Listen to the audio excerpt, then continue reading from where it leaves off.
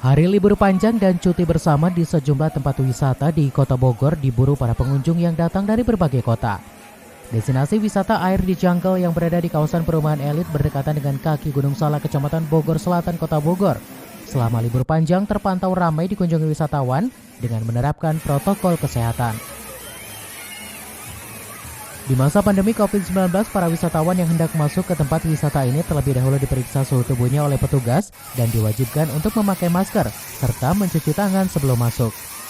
Tak hanya itu, petugas juga menyediakan sejumlah tenda darurat untuk ruang tunggu bagi wisatawan lansia maupun wisatawan yang membawa balita dilarang masuk. Salah seorang wisatawan asal Kota Bogor mengaku liburan panjang di masa pandemi ini berbeda dengan tahun sebelumnya.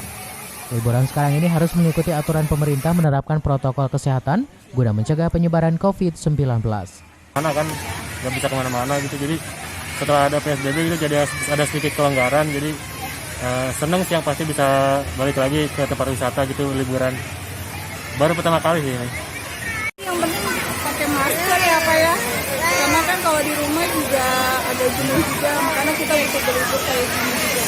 Sering sini sih dulu, waktu sebelum pandemi juga pernah kesini. Waktu dia umur 4 bulan, 5 bulan juga pernah kesini. Dari Kota Bogor, Suhanda Abriji melaporkan.